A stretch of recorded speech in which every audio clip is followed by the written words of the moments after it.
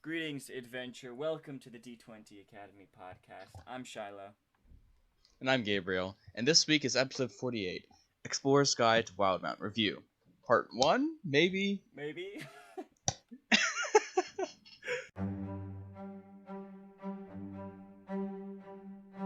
Hey guys, welcome to this week's episode. This is an exciting one. This is part 1 of our 2-part review of the new D&D book, Explorer's Guide to Wildemount. Yep, it is going to be a fun one. We have a lot of things to talk about here, and part 2 is going to be posted next week, hopefully. Before we get into it, just want to quickly shout out our Instagram at D20 Academy, and also the YouTube channel where we are slowly uploading our episodes. We're up to episode 30 on there now, so if that's your preferred platform, you can go check us out there under the same name. We also have the Discord server, which you can get into to ask us questions, comments, concerns, anything. Just talk to us because you're lonely. And you can get into that just by messaging us on Instagram or whatever. Yeah. Cool little announcement, you guys. It's the 1-year anniversary Woohoo! of the podcast, guys. If you've been with us for since the beginning or for a long while, thank you so much for sticking with us. It's been quite a journey. It's definitely changed a lot from when we first started, which I was uploading 20-minute episodes every single day by myself. Thank God we're not doing that anymore. And that I have someone to talk to now instead of just talking to myself. Yeah, and I have someone to talk to. It's been a while. Wait, what? Yeah, and it's just wait, what? It's been a blast, you guys. And we also have another kind of announcement. I'm pregnant. Yes, you guys. Gabe is finally pregnant. It's been a long time coming. We've been trying to make it happen for a while.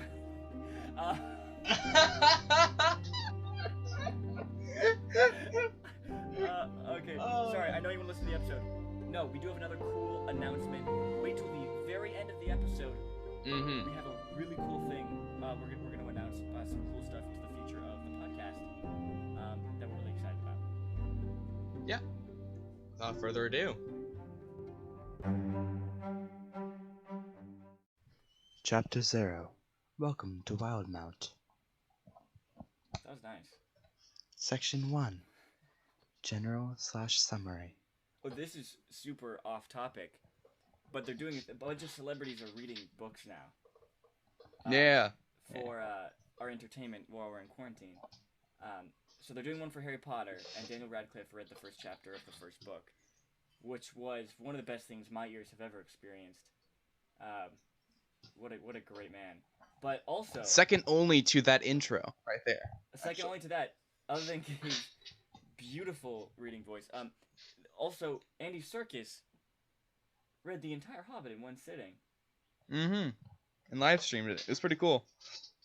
I didn't understand anything he was saying, but which is up a lot of reasons. Audio wasn't perfect. He had already been reading for 7 hours. You know, it's fine. It's cool though. Man, imagine like speaking out loud for however many hours. I think it took like 11 or something. Yeah, I have to drink. Just like speaking out loud constantly for that long. Yeah, I go through like 3 bottles just recording a single podcast episode. Because my mouth keeps getting dry. That was super random. Anyway, guys, today we're talking about the Explorer's Guide to Wild. Mm-hmm. Alright, so it starts off basically just like your typical intro. Welcome to Wildemount. It basically describes what it is. So, if you don't know what it is, it's a new D&D setting. Official D&D setting. Made by Matthew Mercer. Mercer. That's just crazy. Yeah, it is pretty crazy how far it's come. Mm-hmm. And it is a diverse landscape, several different regions, a lot of different powers vying for control. Yeah. I'm going to get into each individual thing like later. Mm-hmm. But there's a lot to go through here. There's a lot of information in this book. There is a ton of information. This thing's like a little over 300 pages, Mm-hmm. which is, I think, a perfect length. I think it really is a really good length. Let's go over the chapters real quick. It's split into 7 different chapters. 7. And also has like, I don't know, like 20 maps in it also, by the way, which is awesome. Yeah, there's so much cool stuff in here. So, Mm-hmm. chapter 0, well, it's not called chapter 0, but basically there's a little intro talking about what the book is about and the basics of the setting. Then we got chapter 1, all the history of the Wildemount is obviously the world. And then the Pantheon, so all the gods and stuff. Then we have chapter 2, which goes over the factions and societies, and obviously what they're about, their rules and stuff like that. Chapter 3 is the gazetteer, which basically like details more about like the world, what happens in each different region, like the different cities and towns and places like that. And it's like literally a third of the book. Like almost, yeah, it's crazy. Almost like it's exactly a third of the book. It's a lot. Then we have chapter 4, which is character options. So like your races that are allowed and they're typical in the continent. Some things that they add new, where they add like a different. It's kind of like a race. It's still a bit weird. It's called the Hollowed One. Yeah, so, Matt Mercer loves his weird thing. He's created a couple like weird things. I don't even know what to describe it. It's not a race. It's not a feat. It's not a class. It's like a thing. Yeah. That you because he did like the Lingering Soul. I don't know if you remember that. Which was like a thing yeah. with like death. This might be like the new Lingering Soul, because it might very well be. The concept's kind of similar, but it's like a thing. We'll talk about it when we get it's there. It's a thing. We'll talk about it when we get there. And then it also details the new subclasses that come with the book, based around Dunamancy, which is like this new, type of magic or whatever. Yeah, it's a school of magic. I think sure. I think it's with like based around like gravity and time and that kind of stuff. Yeah. And then it introduces this great thing called Heroic Chronicle, and we'll get into that later. It's a great thing that they implemented into this book that helps players build their own characters for the setting. Yeah. And then chapter 5 goes over some adventures. We're going to briefly talk about the adventures in there, and how they're laid out and whether we like them or not. Yep. So there are 4 adventures that come with this, and they all take characters from 1st to 3rd level. I would have liked one to go from 3rd to 5th or something like that. But it's cool. There's 4. We haven't looked at all of them because some of us might want to run them, and so we don't want to spoil it for each other. But we've both read through a lot of different adventures, so we kind of know how it's laid out and stuff. So we'll talk about those. Chapter 6 is all the new treasures and magic items. Really dope. Really dope. And then chapter 7 is the bestiary, with all the new monster stat blocks. Oh, and after that, this is crazy. And the glossary. And then the index. You guys. It's they're going honestly high my level. favorite They're really part of the going book. high level. So I think we're gonna kind of look at this book in a certain number of ways. I mean, one thing we want to look at is like, how is this as a campaign setting? Not just as a world, but as a setting for a D&D game, right? And like, how do you implement that? And what are its themes? What makes this world fresh and compelling? What kind of adventures kind of fit into this world? What kind of campaigns work in this world? And then kind of comparing it to other campaign settings. Honestly, there has not been a lot of campaign settings really released for 5th edition. The one I am most familiar with is Ravnica. I did reviews on that book earlier on in the podcast. But 10 years ago, give or take. Yeah. Oh my gosh! By the way, you guys, this is insane. I believe this is the 1-year anniversary of the podcast. Oh wow! So, yeah, forget about the part 1, part 2. This is actually just going to be an 8-hour marathon. This is an podcast. So if this one goes 2 hours, actually, you guys deserve it. We should have put this in the intro. I just totally forgot. Wow. This is the 1-year anniversary of the podcast, which is cool. Wow. Okay, that's dope. So also that's a thing. I don't think we're gonna do something too crazy until episode 50, which is gonna be in 2 weeks. Maybe we'll do something crazier. And then after episode 50, we basically like proceed like this is Call of Duty, and then we do all of the same things over and over again. Like we just do the same 50 episodes, but we do them better. We do them better. Yeah. And they take longer. Yeah. Anyway, but it's cool. By the way, today is the thing. Anywho, so I'm gonna be comparing it a lot to Ravnica. If you haven't read it or you don't know anything about it, I'm gonna talk about it and give you a general rundown. But if you do want more details, we did do podcast episodes of that. I believe it's like 26 and 27 or something like that. Okay. All right. Also, let's get right into the book. news. Oh, Matt Mercer has written a great preface, by the way. It's very nice, but irrelevant. Okay, Gabe. Oh, I mean, like, it's nice, like, seeing, like, his background, like, where he come from, and all the things that lead up to him making this book. It's nice seeing that journey. Yeah, and just him talking about Critical Role and, like, what it's become and stuff.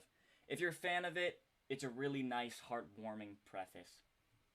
From a great man. Okay, so before we jump into chapter 1, there's the weird chapter 0 thing called Welcome to Wildemount. It's like a session 0. Yeah. It's like the session 0. That's what he should have called it. All right. All right, I'm gonna call him up right now, and he has to change it. Matt, you're wrong. Okay. What is this part about here? What do we got here? All right. So first it goes over describing that it is a new D&D setting from Critical Role, which I've already said before, and basically says that, like, if you're a dungeon master, this book will help you create a D&D campaign. If you're a player, it can help you, like, build a character for that campaign, get new ideas for characters, new subclasses, and things like that. Yeah. And then it goes into the different nations of Wildemount. This is Wildemount is the continent here. And I'll just briefly say the names, and we'll get into them perhaps in more detail. So there's the Dwendalian Empire, the Clovis Concord, the tribes of Shady Creek Run. I always want to say Shadow. I don't know. Okay. The tribes of Shady Creek Run. The tribes of Shady Creek Run. Then the Kryn Dynasty. The Korean Dynasty. No, not Korean. Not Korean. Oh, sorry. Kryn. Yeah. Kryn. Yeah. Right. Yeah, then he goes over a brief description of the chapters. But then he explains war. There's literally a whole section called War. With an exclamation point. War! So basically there's this big war going on in the continent when this setting is set. Yeah. And it says, like, this is a big thing that's going on, but you can change how big it is for the campaign based on your own personal preferences. You know, like, whether you want it to be up front and center, where it's an integral part of the campaign, and players are interacting and doing a lot with it, whether it's in the background and the players are just dealing with consequences of the war without being directly influencing or being directly influenced by it, or perhaps you just want to completely forget about the war. You know, you can write it out. There's a lot of things that he leaves up to personal preference and how you want to do things for you, for your campaign, for your players. Yeah. So, by the way, this first section here, this chapter session 0 thing, is my favorite part of the whole book. This is the greatest way you can open up a campaign setting, and here's why. Rewinding a bit, I'm going to talk about the war section in a second, but rewinding a bit, you know, he real quick talks about Critical Role and the setting, and kind of goes over the real quick basics of the setting. Then he goes into the nations, like we said, the Dwendalian Empire, the Clovis Concord, all that kind of stuff. Within each of these little 2-paragraph descriptions of each of these different nations, he explains what campaigns are like focused on this nation, and what kind of adventures you might have. Right, so in the Dwendalian Empire, probably going to have a campaign that has a lot to do with the war, because they were in a war with the Kryn Dynasty, or political intrigue. It's probably going to have to do with the secrets of this order, this like secret order called the Cerberus Assembly, and like all that kind of stuff. You want to campaigns focusing on the Clovis Concord, which are like a bunch of nations that live on the beach who are not connected to the war. Probably have to do with like treasure hunting, adventures on the high seas, that kind of stuff. Ones in this nation, then he goes through just briefly talks about how campaigns and adventures might be set in each of these areas and each of these nations. That is perfect. Because I don't want to read the 100-page section of the Gazetteer where it details every single city and village or whatever. I don't want to do that yet.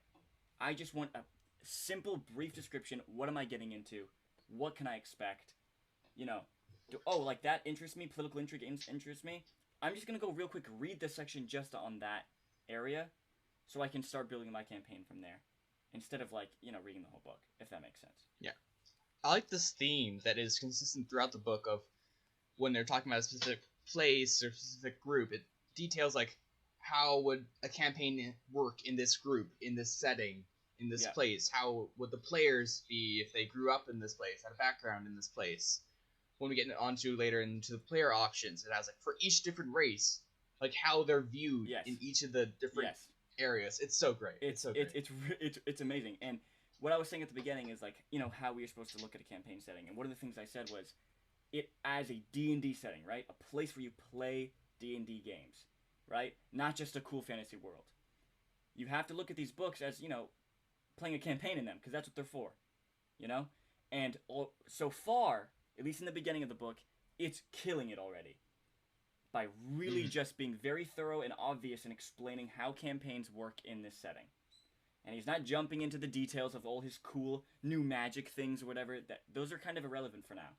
At the beginning, he's just talking about the different adventures that kind of, you know, he explains to you what the campaign will feel like, what kinds of adventures fit into what places, and that's just really cool. And then going on to this war section, he gives little options. Once again, this is very short, but he gives little options, like Gabe was saying, on how, you know, intense you want the war to be in your thing, in your campaign. That's just so cool. Yeah, it's great giving that option and like setting these things up like, at the start of the book. Like, this is what's going on. There are several different ways that you can deal with it. Yeah. And then like right after that, it goes into like these different adventuring options where perhaps you don't want to be directly involved with just like your recruits in the war. So there's a bunch of other things you can do in the world. Like you can deal with the crime that happens because of lax law enforcement. Yeah. Deal with helping towns deal with disaster, helping with law enforcement, joining the military, dealing with, you know, things that come up because of there's this fantasy war happening in this fantasy world, and there are monsters and things that get like disturbed because of that. Yeah. Or perhaps like you're helping with merchants, you're dealing with trade, you know, you're traversing difficult and dangerous territory. Yeah. There's so many different things that just like clearly says like, okay, here are different things you can do in the world, different adventuring options. Right. And I think another thing that's so powerful, and he also does a little section here on just how to run a war campaign. You know, how to run a campaign centered on war, which is nice. They do kind of talk about this as well in the GM's guide, but this is cool. It's expanded, and it's pretty helpful. There's nothing crazy and revelatory about this section, but once again, this is a great way to kick off your campaign setting because already you are inspiring GMs. Because in my mind, once again, I don't want to get into the details of the things straight off, but talking about, like, there's a war going on. That's central kind of to this world, right? First of all, he gives you customizability. How crazy do you want this war to feature? Also, here are a bunch of different aspects, right? Crime, disaster, law, military, that are connected to the war that you can build adventures and stuff around. And that is just straight off just giving you ideas and just giving you inspiration and just really making you understand what this campaign setting is and what it means and what it's about, which is really dope. Yep, and then it goes into basically the calendar of the world. It lays out the different months. There are 11 months, I believe. It's weeks are 7-day weeks over 7 months, 328 days a year, and then it lays out per month how many days it has and what holidays are in that month. Which I really like. Things like that are adding just like a little bit of like, oh, perhaps I'm going to have this certain event happen on this holiday, and the players come across like celebrations and things like that, or certain customs, whatever. Then I just like love the little details. Like it throws in this little paragraph about seasons. It's not like super long, not super in depth, but it lays out for each area of the world, of the continent. Sorry. Yeah. How it deals with the different seasons, how the seasons affect it, and how harsh are they, you know? Yeah, it's great. It's just small sections, just enough so that you're not scrambling and confused when you're GMing this world and the player's like, wait, like what day is it or whatever, you know, and you're like, oh frick, I have no idea how things work. But you know, he's not going super crazy and detailed in it. He's just giving you just what you need, and he details a couple of the holidays here. Yeah, these are like 3 like universal holidays that are celebrated throughout the continent. Yeah. It's just nice little things you can throw in there that are like universal for all the players to know. And then this is the best part. He talks about The moons. Mm-hmm. Okay, then he talks about... no, literally he has a paragraph on the moon. Okay. Yep, there's 2 moons. 2, actually. It's like he saw Star Wars and he was like, okay, Tatooine's cool. But you know what would be cooler? 2 suns? Nah. 2 moons. Moons. And he's like, no one's gonna know that I ripped this off of Star Wars. I see you, Matt. I see you. No one's ever seen Star Wars. Okay, then he talks about currency, and a cool, really cool thing is he talks about the 3 human languages. Mm-hmm. And where they come Wait, I from. just want to throw this out there that Electrum is viable currency. Yeah. Even though it shouldn't exist ever, Yeah. please, no. Even though Electrum is stupid and should Mhm. never have been created. It's in this world for some reason. No, I'm kidding. But yeah, so he details at least the 3 different human languages, which is cool. Because usually in D&D it's just like common. But in this one it's like there's actually different languages for different ethnic backgrounds and cultures and stuff. Yeah. Which makes sense. Okay. Can I just like briefly touch on how I hate like there's like this one universal language called Common. It's just so dumb to me. I don't know. I don't like it. I mean, I understand why it has to be like that, Oh yeah. but sure. It can make sense why it's there. I don't know. It just annoys me irrationally. Mhm. I'm sorry. Please forgive me. Okay, then we did a little section just on the level of level of technology. There are guns, but they're rare, like flintlock pistols and stuff. Thanks, Percival. All right. And it says you can find them in the Game Master's Guide. Dungeon Master's Guide, sorry. Wow. Yeah, you can. Then we get a cool art piece. Mm-hmm. Okay, no more details. You guys can't see the art. We can't. You're listening to the podcast, you can't see the art. We're just gonna say that it's dope. No, we could like go pixel by pixel and say, all right, so in pixel, blah blah blah by blah blah blah, it is this color. Yeah. No, we do the color by And like pixel blah. the color identity with like #004. Yeah. C. Yeah. Okay. Now let's get into chapter 1. I've just realized this is definitely getting split into 2 parts. Okay. That's we haven't even gotten to the first chapter yet, and we've already been recording for almost half an hour. Okay, chapter 1. Whoa. All right. The story of Wildemount.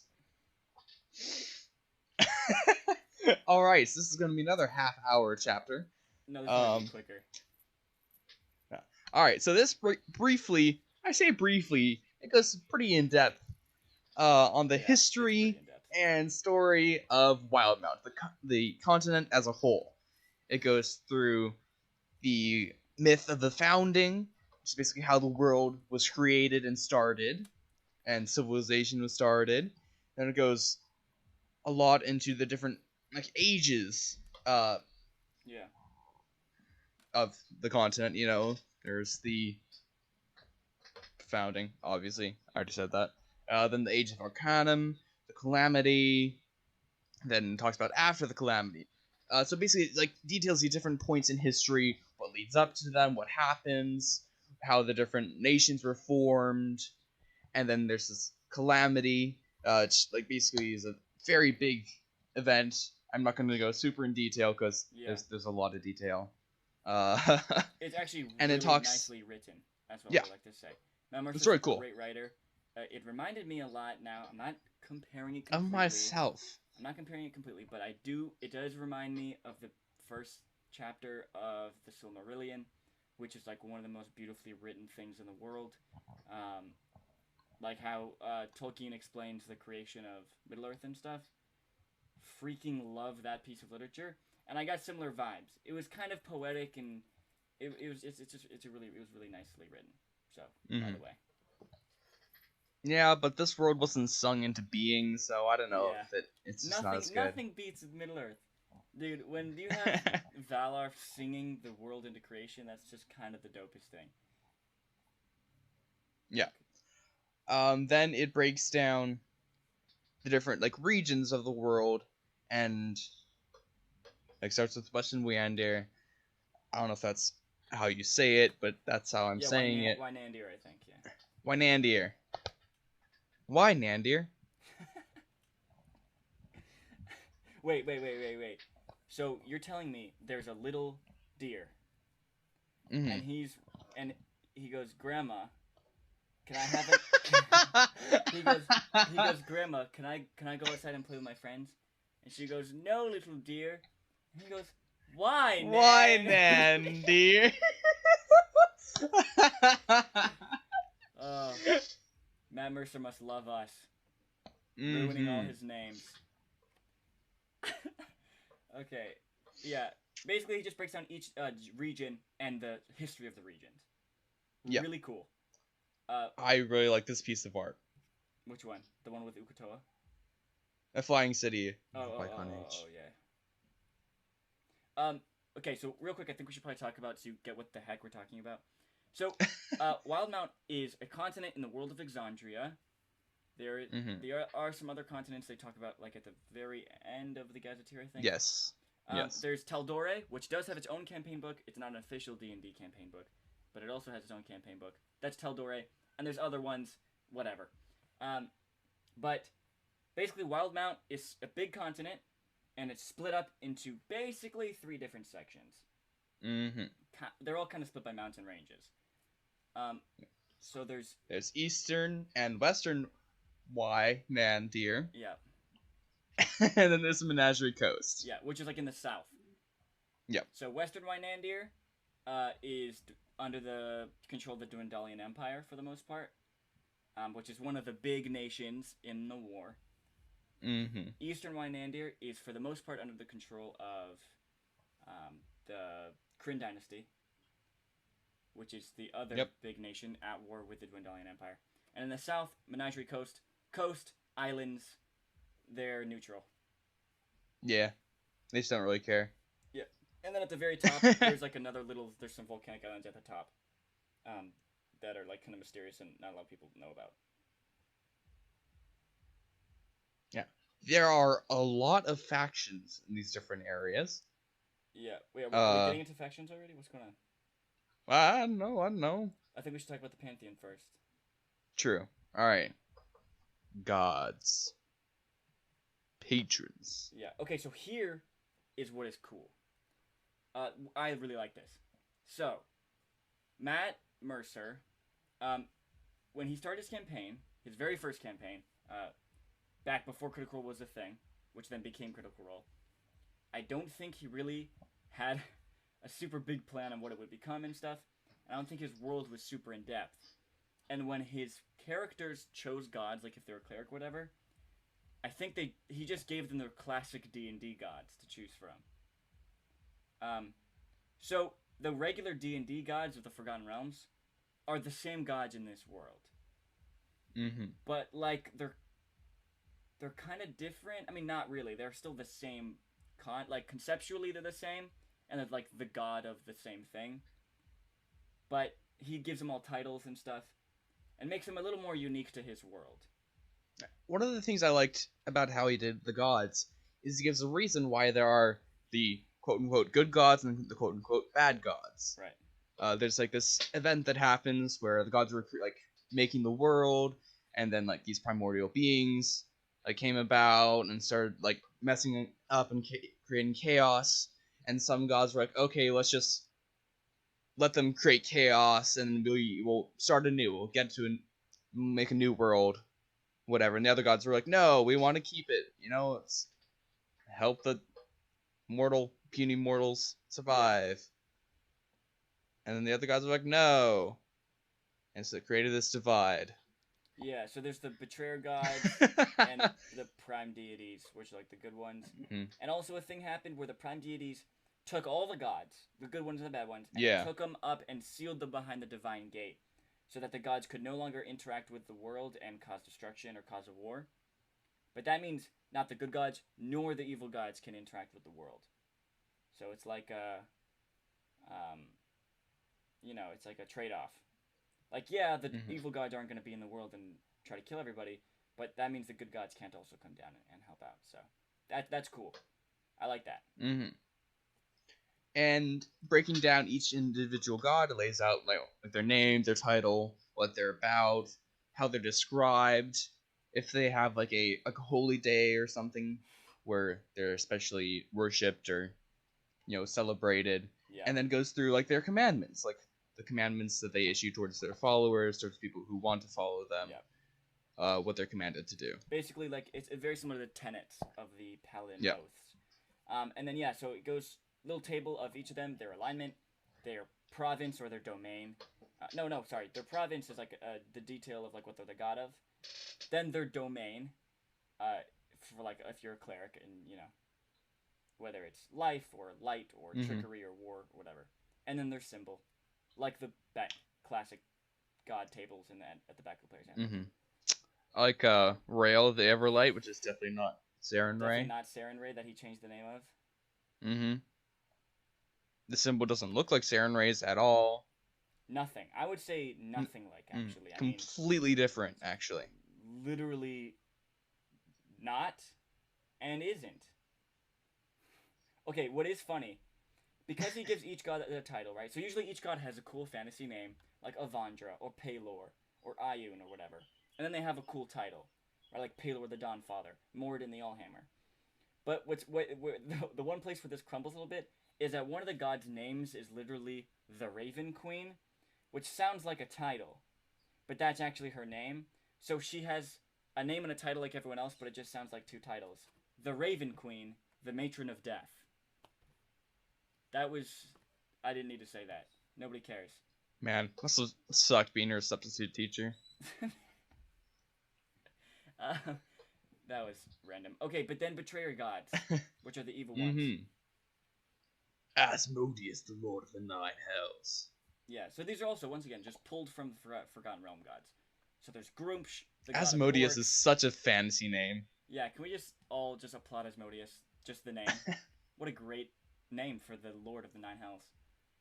Mm-hmm. But there's Lolth, the Drow, Spider. I want to quickly go over his commandments. His first one is assert dominance, so T-pose. No way. That's actually true? Oh my god. Assert dominance and power over others. Show your strength of will in the image of Asmodeus. It's like Asmodeus' cult is coming. It's just a bunch of 12-year-old boys T-posing. T-posing and walking. Singing the Halo theme song. And they're just all... but like Tiamat, Vecna, they're all here. Mm-hmm. I think some of these he might have made up. I'm not sure. Like Zahir, that might be him, but I think the rest are classic Forgotten Realms. I'm not sure, but they have their commandments and everything, and also way cooler symbols. Vecna's one is always just creepy. Yeah, Vecna's creepy. Then it goes into like the lesser idols and like lesser beings that are so extremely powerful in the world. And first, okay, I love this. It goes over these things called the arms of the betrayers, which are basically weapons made by like the evil gods and given to champions that they chose. And these weapons are like sentient beings. They're created with the soul of certain like devils or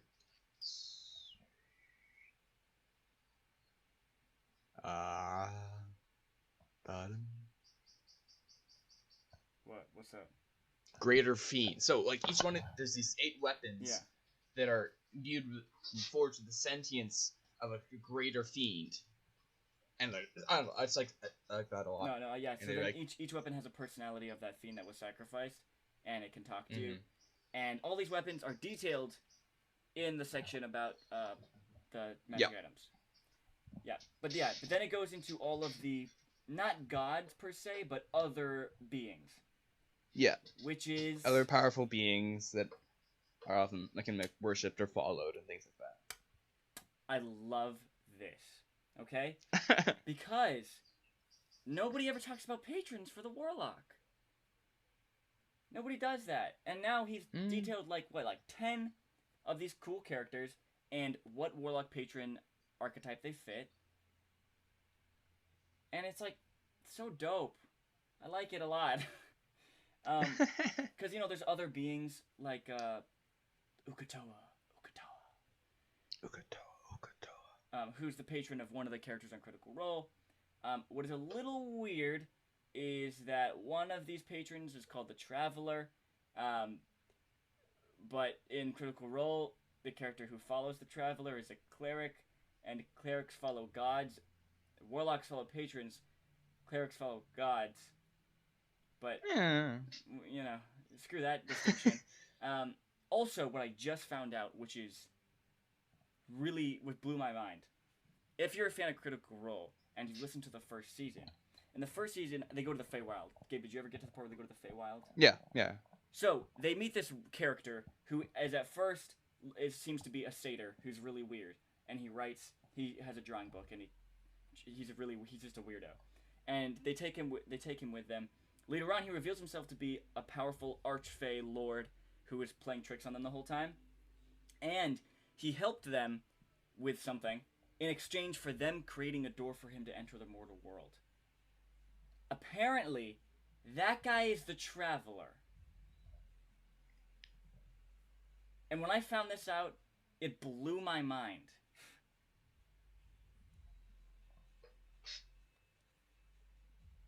That's sick. Right? That's the best thing That's ever. pretty sick. Yeah. Matt Mercer's a genius. Anyway, so he goes through these things, and they're all pretty different and cool. There's like the Hag Mother and a giant Leviathan, and Vesh the Bloody Siren, which just sounds like something a British bloke would say to like insult his sister. All right. Let's get on to one of my favorite chapters. Chapter 2. Factions and Societies. Yeah, if we ever get rich in the near future, we need to get David Attenborough to do one of these episodes. Oh my gosh. If we get a David Attenborough feature... Bro, what if he does what's the thing called where you can pay a celebrity and they'll read something for you? Cameo. We should pay Attenborough to do a whole podcast episode with us. That would be the best thing ever. He doesn't know anything about D&D. He's like, okay. All right. Just David, just read the script.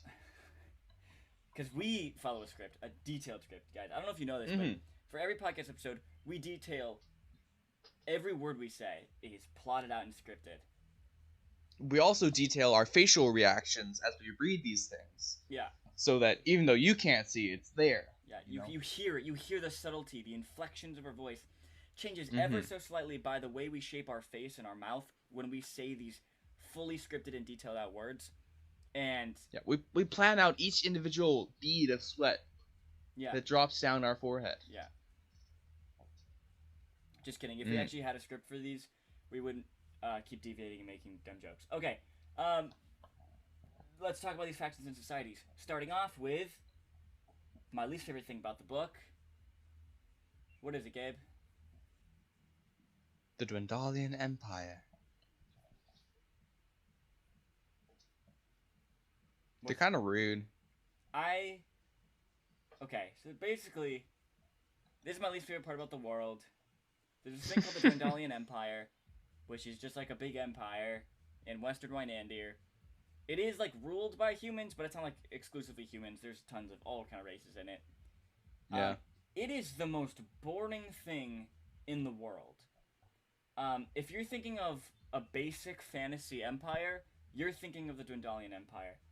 There is nothing really that makes it unique or fresh compared to all the other factions detailed in this chapter and in this world. I mean, there's the Kryn Dynasty is so cool and unique, and there's so many interesting and fresh concepts, and the way that he twists Drow and did a new take on, goblinoids and all that kind of stuff is so cool. Mm-hmm. And then there's pirates and cool stuff, and the Dwendalian Empire is so boring. Basically, the coolest thing about the Dwendalian Empire is its connection to another cooler faction, the Cerberus Ascendant. Yeah, that's exactly what I was going to say. Yeah, but that's not even. That's just the cool. It's not even the same faction. Yeah, so I can't even say anything about it because it's so basic. Okay, I'm getting a little tense here. I'm sorry. It's, Yeah. It's not like it's like egregious or anything. No, It's no, just no. like It's just boring. it's just boring. It's just Yeah. basic. And like, I don't know. So what is cool about this is obviously like in this war, Matt Mercer created a world where you can kind of choose your side or play both sides or whatever. And it's very morally gray, right? There's no clear distinction of who's the good guys, who's the bad guys or whatever. Mm-hmm. But to me, it kind of seems like he's saying the Dwendalian Empire are the bad guys and the Kryn Dynasty is the good guys. Do you get those vibes? Yeah. I get those. It might not look like that like at like first glance, like Yeah. oh, the Dwendalian Empires, so built around the good rule, the strong leader. I don't know. No, but that's what irritates me a little bit is like he's kind of like he thinks he's playing you because I can't put words in his mouth. Sorry, but it kind of appears like it's like the Dwendalian Empire at first glance seems like it's the good empire because the Kryn Dynasty has drow and orcs, but actually, you know what I mean? And though it's never clear that the Dwendalian Empire, like which one is good or evil, they both have things that are morally, good or whatever. But the Dwendalian Empire just does kind of seem like the bad guy, and I would too make him the bad guy because they're definitely not as interesting as the Kryn. So, what they do well with this faction and with all the others is they lay out after they describe like what the faction is, what they're about, like their history, is they describe their goals, like their current goals. Like what is the like goal of the empire and the people in leadership, like what are they trying to do? Like through their politics, through their warfare, through their customs, things like that. And then it goes through their relationships with like other factions, other places, Yeah, this is That's really cool. nice. Really nice. Having the goals of a faction, it's weird how simple that is, but how important that is. Because you can come up with the coolest faction, and like they're made up like an order of cool ninja things, and like you're like this is the dopest thing. But if you put that in your world and the players don't understand their purpose and like what they want to even do, it doesn't matter. Yeah. It seems simple and obvious, but I don't know. I feel like a lot of people forget that like factions and societies and things like need actual goals and motivations. Like America's goals are very clear and laid out where we want to get more oil. More oil. We want to get more fat. And we want to get more white. There we go. Right? See how easy this is? Okay, then it goes to... Boom. World building. So easy. Figures of interest. Just like important figures in the government. Little blips on them. There are a lot here. There's a lot for each faction, actually. Yeah. Definitely a lot for Dwendalian Empire and Kryn Dynasty because like. And I love this. For each of the different like governments, it gives you like a brief layout of the laws. Like, what are the punishments for theft or damage to private property? Yes.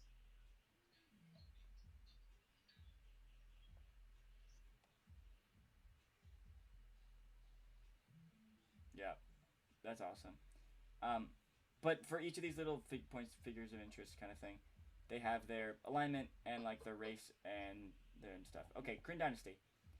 Kryn Dynasty is cooler, basically. Kryn Dynasty is really unique and really interesting. They were founded by elves who were like hiding underground and they crawled back up and gave up Lolth and... Yeah, so basically, I'm gonna, let's get into their history and stuff because it's cool and interesting, unlike the Dwendalian Empire. So Dark Elves, the Drow, who everyone loves. I don't know anyone who doesn't like the Drow. They basically, they live in the Underdark and they follow Lolth and they're really evil and jacked up. But a group of these Drow basically discovered this other deity of sorts. In this book, he's considered called the Luxon. This character called the Luxon. They're considered to be a warlock patron, like the Traveler and Ukuto and stuff. Not actually in the section on the gods, because they're kind of mysterious.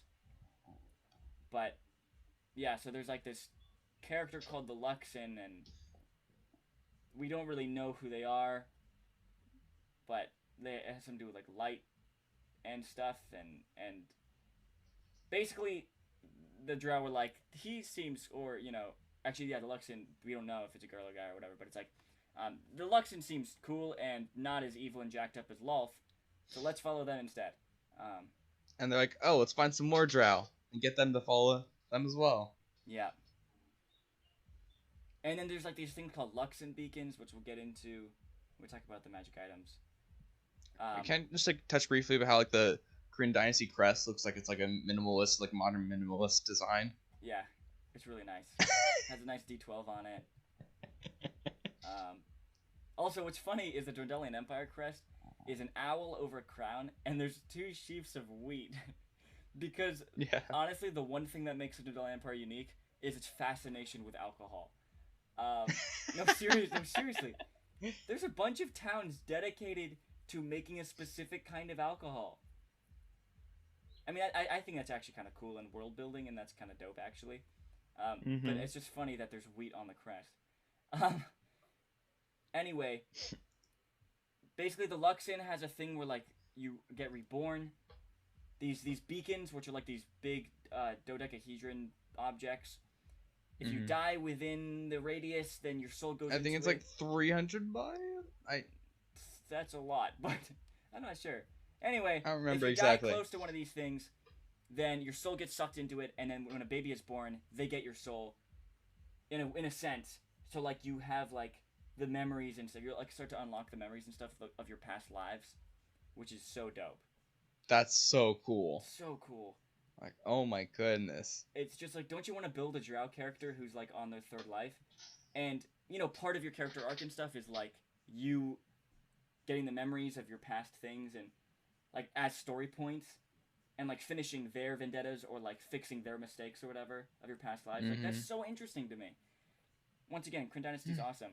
Basically, they came up to the surface, these drow, and they settled in eastern Wynandir in an area called Zorhas. Jorhas. Is it Jorhas? Jorhas, I think so. And they kind of teamed up with a bunch of, like, goblinoids, so, like, there's orcs and goblins and bugbears and stuff that are all kind of on their side. But the drow are the main leaders. Wait, I don't know if it's... I don't know if I read it or not, but, like, is, the Dwendalian Empire, like... Sorry, Kryn Dynasty, what am I saying? Is it still, like... women like in power? Is it still like matriarchal? I don't know if they really describe it, but yeah, because drow is a matriarchal society. Yeah, I don't know actually. It's ruled by a queen, so maybe they still have some of that kind of stuff. But I think probably not, because the point of that was because of like Lolth. You know what I mean? Yeah. Drow society was matriarchal because they followed Lolth, but I don't know. There's just something I wonder, because like that's like an important part of like the distinction between drow and like other societies. And to my knowledge, I'm pretty sure their laws are a lot more lax, like the fines and the punishments and stuff. Though I'm not completely sure. Maybe. Anyway, random. Cool, yeah, and then there's like, it goes through the characters and whatever, okay. So those are two big nations that are at war. Oh, by the way, they're at war because of, like, a couple things. But one of them is that the Kryn are trying to get these Luxon beacons, which help them, pass on their spirits and stuff. Yeah. And they think that once they get the Luxon beacons, they'll be able to awaken the Luxon or whatever, or empower him or something. And the Dwendalian Empire is, like, stealing them or something. Once again, making it look like the Dwendalian Empire is the bad guys and the Kryn Dynasties are just the victims. And whatever. Okay. But there's a war going on. I'm just, like, wondering about, like, the, morals of, like, forcing yourself to be reborn in a child's, like, taking over a child's body. Like, you're so... Yeah. Well, you don't take him over, but... Anyway. It's a little... Yeah, it's... But that's, like, a cool thing to explore and stuff, you know what I mean? That's what makes the Kryn Dynasty cool, is there's a lot of interesting, cool things about them. And the best character, by the way, on their council thing is like an old goblin lady, and she's the best. Okay, anyway. Next up, the Cerberus Assembly. Mm-hmm. This is the cool part of the Dundalian Empire. Yeah. And it's not the Dundalian Empire. Yeah, it's a different faction, but it's very connected. So basically, it was created because of a faction battle between these two different factions of like arcane wizards. There's like this big battle in the capital, and then the king was like, "Oh, don't do that. You guys must serve me." And so yeah. Sorry, I don't know why I like giving dumb explanations. It's this order of mages and wizards that's kind of secretive, and they work alongside the crown of the Dundalian Empire, but there's like lots of intrigue, and like they both kind of want to eventually take over the other person. Both factions don't really trust each other, and they're just kind of like waiting and building up things until they kind of fight each other, essentially. The Cerberus Assembly is evil and bad, and they do lots of bad experimentations, and their assassins are very evil, and basically everyone on their leading council is evil. The Cerberus Assembly is evil, by the way, but they're cool. They're like a bunch of secretive mages and stuff. Yeah, playing the long game to try and take over things. And they're kind of, they have a hand in the working of the empire, and they're kind of, like channeling funds into their own things and kind of, setting up. It's really cool. I really like the concept that, like, if you want to run a campaign in the empire, that, a lot of the intrigue has to do with, like, rooting out Cerberus Assembly spies or all that kind of stuff. That's really interesting to me. Yeah. Also, ooh, I like the title of, like, their leader. What is it? Archmage of Civil Influence. Archmage of Civic Influence. That's sick. Yeah. Also, all his titles. Matt loves his titles, and they're all pretty dope. Real quick, going back to the Kryn Dynasty, I forgot about the coolest thing about them, is that the derogatory term to talk about a drow, specifically from the Kryn Dynasty, is crick, because the Kryn Dynasty, their soldiers have armor with these hooked tubes on them, and so when they run, the wind goes through the tubes and sounds like whistling, and when there's a huge army of them running forward, like charging down a hill, it sounds like a bunch of crickets. So they're called cricks. And that's the coolest world-building thing ever. Yeah, don't you just love slurs? Yeah. But anyway, I just think that's really cool. just world-building-wise, I just think that's really cool. Okay, sorry. Next faction. Alright, well, I remember one time we were talking about crick, like the term crick, and they were like, wait, I just wanted to check, like, I don't know, it feels like it's a slur in real life, too. Like, it feels like, sometimes, like, I don't know, I called him, like, a crick or something, so we'd both been, like, watching Critical Role. Yeah. And we got to that point. I don't know, sorry, weird tangent.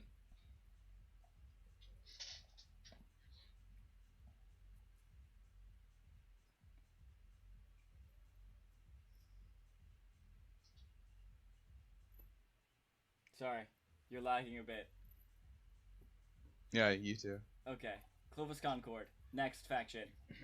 These are basically the guys who rule the Menagerie Coast, which is the neutral party in the south, a group of islands and coast.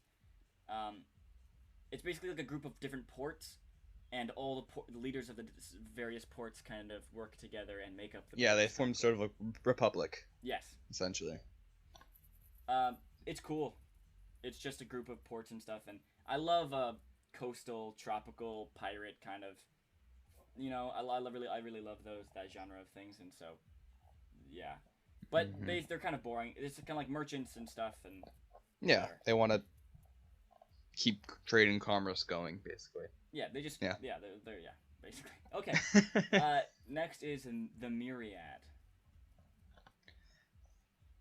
The Myriad. Which, this is cool because this is a connection also back to the Tal'Dorei world, which is what the first Critical campaign was played in. the Myriad are all over the world of Exandria, which is really cool. They're basically like the biggest criminal faction. Yeah, they take like the people who feel like society has failed and then turn them into criminals. Yeah, and they're just a big criminal network. So they're cool because it's a criminal network of spies and assassins and. Crime is cool, kids. Yeah, guys, crime is really awesome. Okay, I forgot about this one. Yeah, I did too. They don't really talk about this in the campaign, at least as far as I got. By the way, right now they're over 100 episodes, I believe, into the second campaign. I think I've only listened to about 70 something. Nah, maybe 80. No, I listened to like 30, I think. No, maybe 70. But so far, none of this stuff has come up. Children of Malice are the group of drow who follow Lolth. And so they're trying to get revenge on the group of drow who follow the Luxon, which is the Kryn dynasty. Mm-hmm. That's it. That's it. And they're cool. They're just like a creepy cult who's trying to infiltrate the Kryn dynasty and take down the drow. Oh my goodness, I've watched like, a lot of things on cults recently. It's pretty crazy. Really? Yeah. Did you watch that documentary on Scientology? I've watched some of it.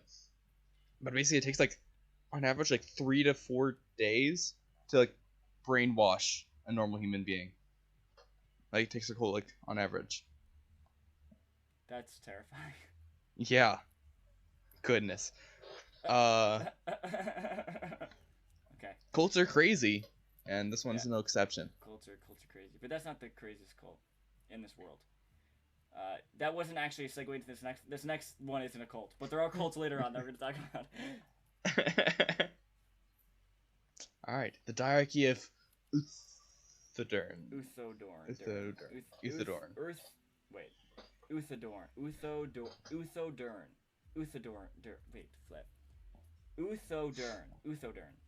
No, that doesn't sound. Uthadorn. Okay, what are they? One of those.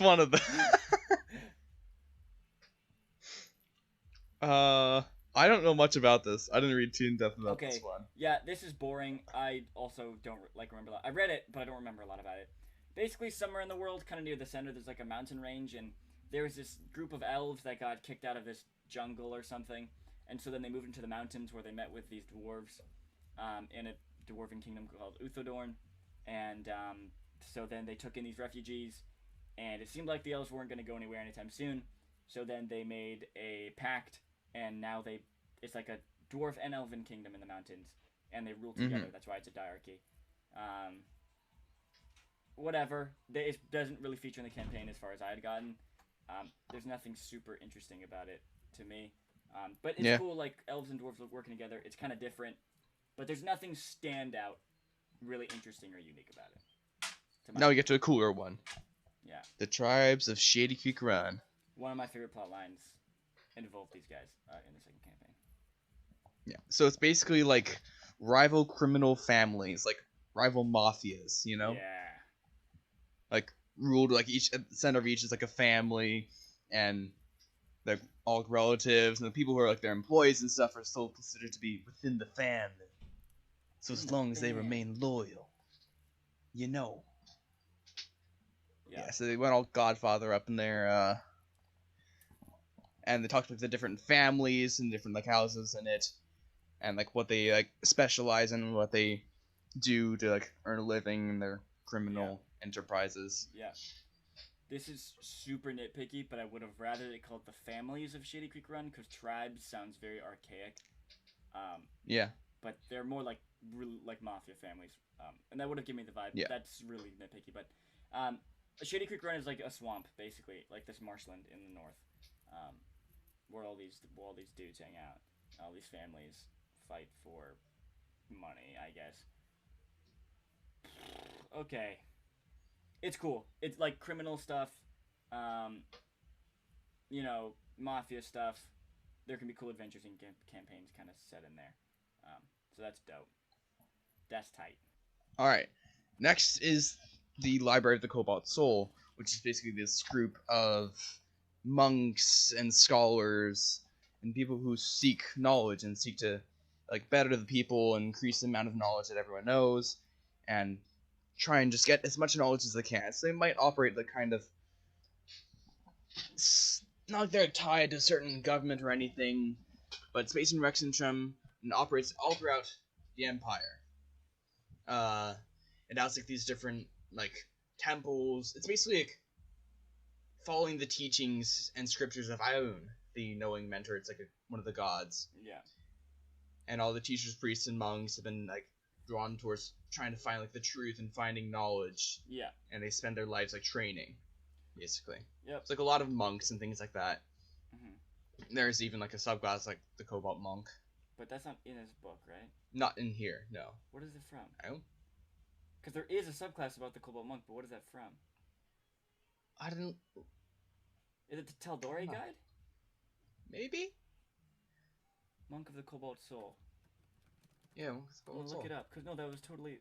I totally know what you're talking about. It's definitely a thing. This is just something that Matt released.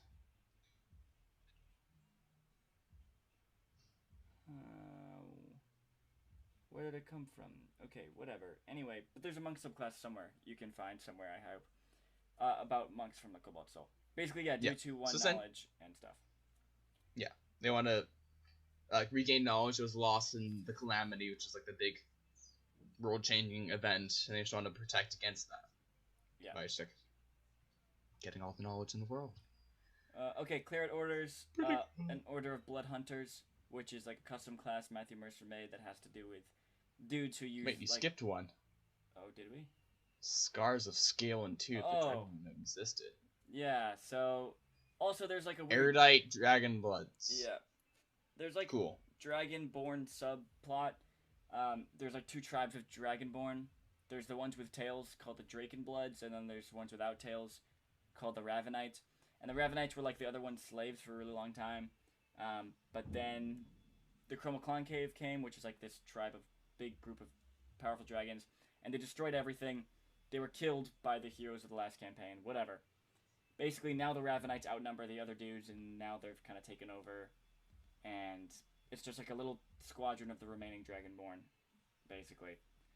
They're cool, I guess, whatever.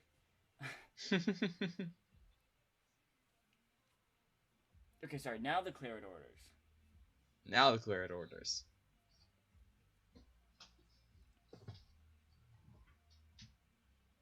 You talk first, I talk first. You talk first, I talk first. You talk first.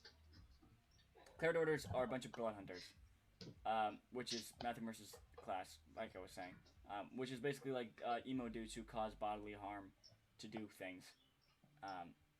You know, if you have like a e-boy in your party and he wants to slit his wrist to deal damage in D&D, that's what a blood hunter is. Claret Orders, yeah, group of blood hunters. Basically, they're like witchers, essentially. They're literally actually just witchers. Yep. Okay, now onto the best faction. The Golden Grin? Mm-hmm. They smile. They have yellow teeth. Next. No. The Golden Grin are... Yeah, go ahead. It's like a hidden society of like muses, storytellers, bards, that kind of thing, like entertainers. And like it's a hidden society, they all have like pledges to uphold, and they all like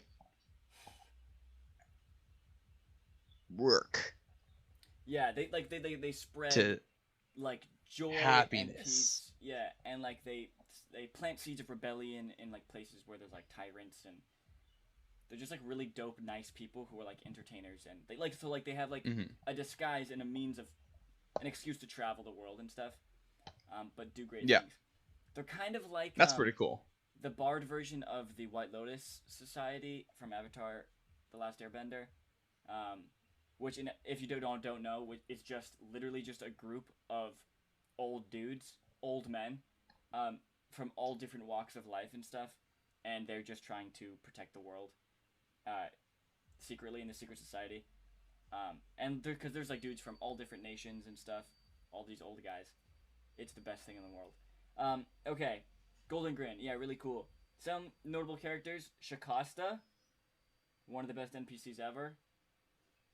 He's at the, comes from Shikasta. the beginning. You remember him? He's the black dude with frizzy hair, and he has that. Yeah. Bird. That's Also, the name. It reminds me of like Lacosta and Shaquille mixed. okay. So I'm just picturing someone that I know. Her name's like Lacosta, and picturing Shaquille O'Neal, like mixed together. I'm sorry. Also, Dr. Dranzel from the first campaign is also part of the Hey. who's literally half-orc Dr. Dre. Okay, what's next? All right, last one I think. Yeah, last one is the Revelry. Like they're allies within the Clovis Concord. They're And they're allies. pirates, right? They're not allies. They're the opposite of allies. They're the enemies of the Clovis Concord. Yeah, but like they have allies. I'm reading from the description. Yeah, but it says the Revelry's allies within the Clovis Concord will tell you that they turned to piracy because of the Concord's excessive taxes and unjust laws. But they're Sorry, not. yes, It's fine. they're pirates. They're pirates. That separated from the Clovis Concord. Yes. Because they didn't like it. Yes. My bad. No, that's good. And Free folk of the sea. Pirates, they have like a base in like this island. Yeah. They steal, intimidate. Yeah, and they're cool, and they're led by a dude who's, by the way, the leader of the revelry. The title is the Plank King, which is the best thing in the world. The Plank King? The Plank King. That's like a SpongeBob character. It sounds like a title that kids would come up like for like a playground, like some kid like jumps off a plank on like the tree house or something, and like you are the Plank King. Plank King. It's great. So the current Plank King is this massive male Goliath who's literally wearing the scalp of the last Plank King, and his name is Wyatt Marinos. Like, he has the most basic name, but he's a really intimidating Goliath. Okay, remember how I said cult? There's also a very little section, does not go into much detail as each of these other factions, of 3 other little cults in the world. One following Vecna, I believe. Yeah, one following the Tiamat, and the other one's following Eldritch Horrors. The ones who call They call Cthulhu. Eldritch Horrors Daddy. Yep. Yeah. They call up Cthulhu like, hey, Daddy. Right, so I'm now sorry. We're going to I know we've been going so long, you guys. I don't even know how I possibly thought that we could get this whole book done in one episode. I don't know why I thought that. I'm stupid. This is definitely a two-parter. But now we're going to move into the section, Chapter 3, the Gazetteer, which, once again, is the third of the book, and is going to be the shortest section we're going to talk about. Because we can't possibly talk about everything here, so we're just going to give you an idea of what's in it. Yeah, like very, very... Because there is so much. Alright, so it breaks them down first by, what, area of the land it is, region, whether it's, the Menagerie Coast, east or west Wenandir, what region, and then it goes, to each individual, area within the region. Yeah. The Barren Shores, Space Isle, Broken, these different, cities in it. Yeah. Yeah, so basically, cities, settlements, all sorts of places. Forests, and then it describes... Yeah.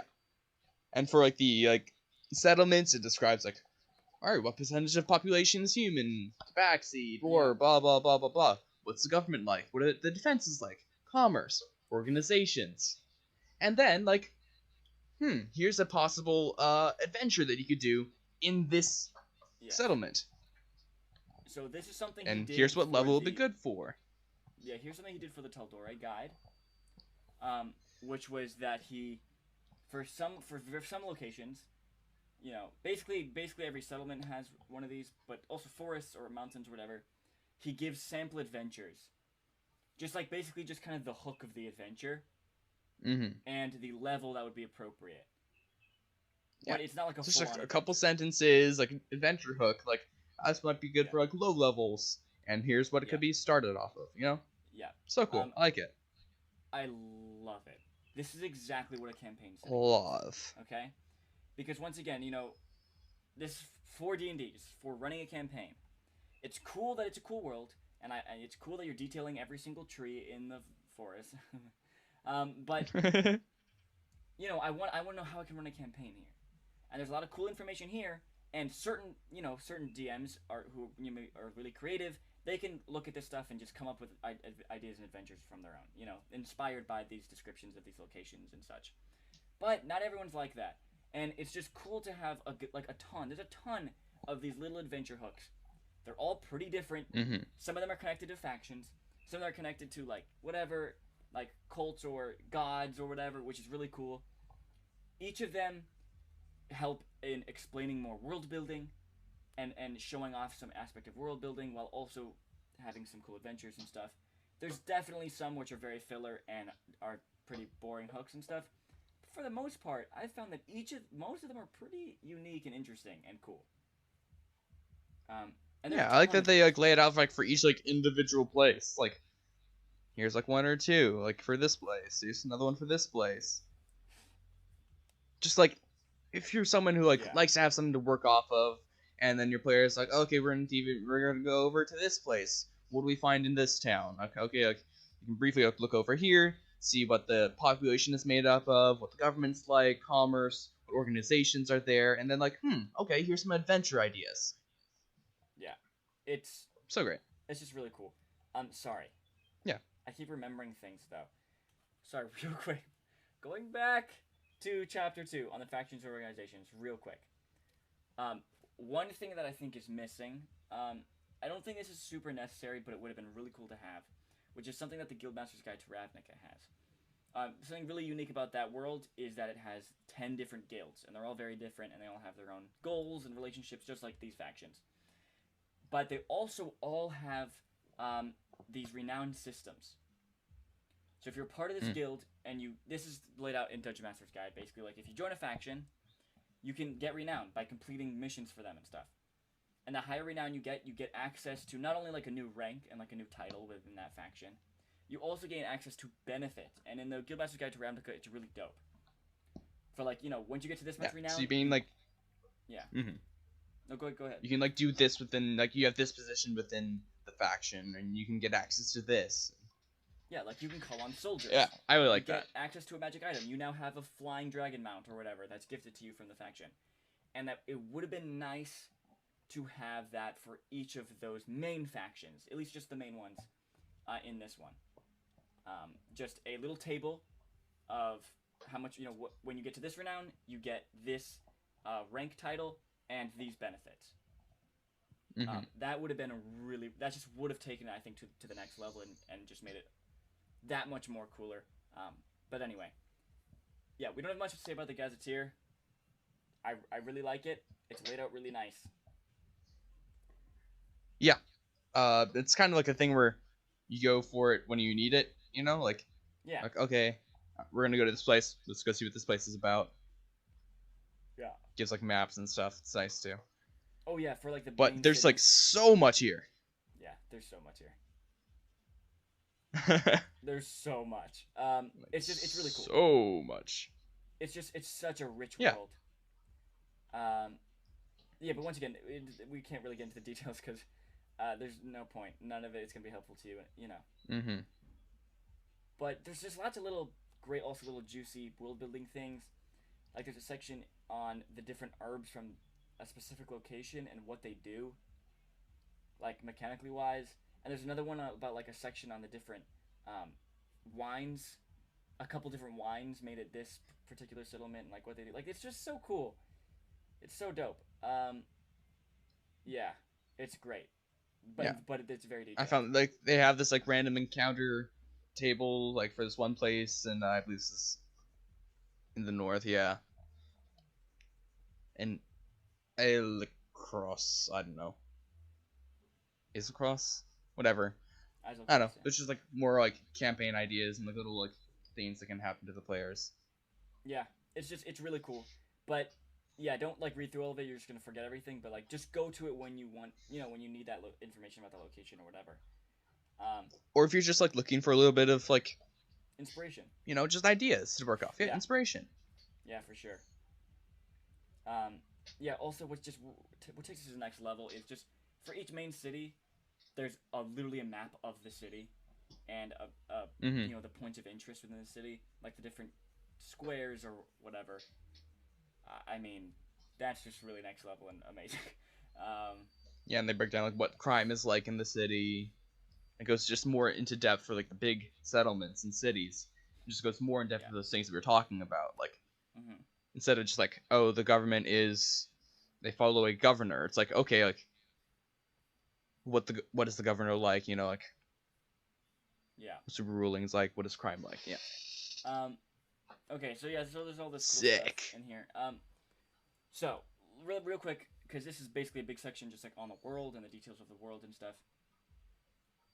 So the world itself, Wildemount, is not tied to a very specific and standout theme or genre. Compared to like Theros or Ravenloft or whatever, which is very much tied to a specific theme and genre, right? This is much more of a classic D&D world. Yeah, it's got a mixture of all sorts of things from, oh, you want a pirate campaign? You can do it on the Menagerie Coast. Oh, you want a political intrigue campaign? You can do it in either like the big forces. You can play like a war campaign. You can just do Monster like an hunting. adventuring campaign. Yeah. There's all So sorts of different things. Yeah. It's just a very nice. And it's just D&D. meant to be like a place where you can go and find all sorts of D&D experiences. Yeah, which is cool, but I think there's a place for both kinds. I like worlds where there's so much variety and I can play any kind of campaign I want, and that's really dope, and that's what this is, and it's really cool. But I also do like worlds that have a very specific and central theme and genre that's very strong. Because in something like this, it can get a little muddied, and sometimes, like, what I've found is in the second Critical Role campaign, the world is just kind of not all over the place. It is nice and organized and logical and stuff, but yeah, I don't know. There's just not something I can really like point to. That's really like a feel of the world. To me, Wildemount doesn't really evoke any particular feeling or mood. If that makes sense. Whereas like Ravenloft is like that's horror, and that's suspense, and like I understand that, and I know like what I'm getting into. But once again, I think both have their own place, both kinds.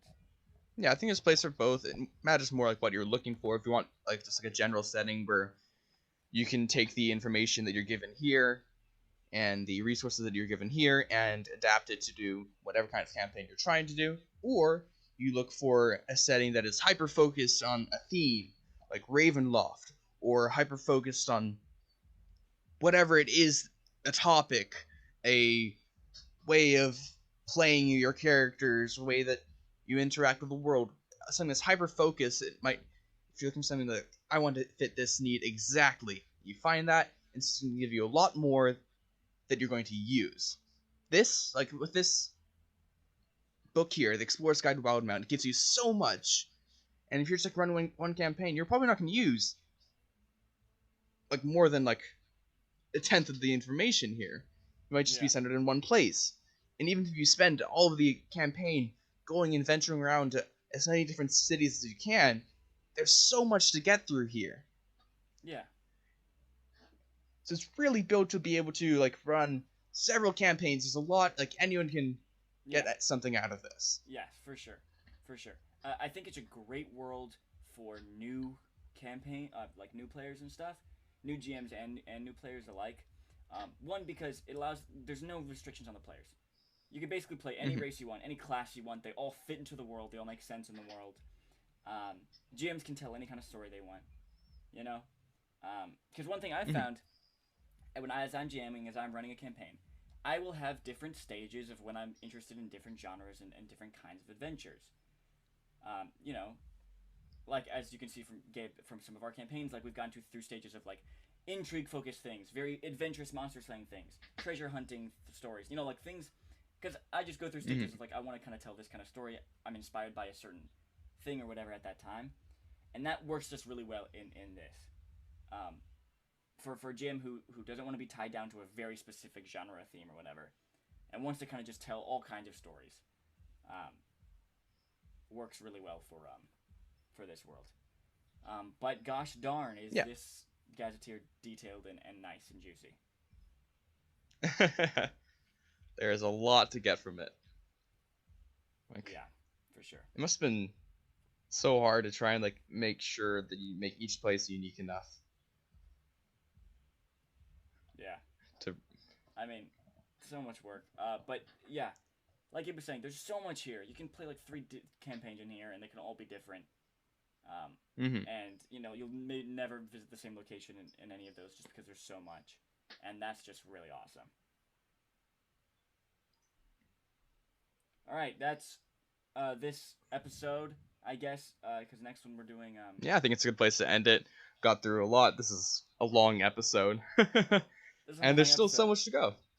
Yeah, we still have like half the book left to go, and we're gonna get really, really into some stuff I'm really excited about. Like, the rest of the stuff in this book is so awesome. The races and the classes and the spells, the new spells, and the magic items, and the monsters. Yes, the items. And the adventures. Guys, there's still so much left in this book. I would not be surprised if we pushed it into a 3-parter. Alright, I think that brings us to the end of this episode, though.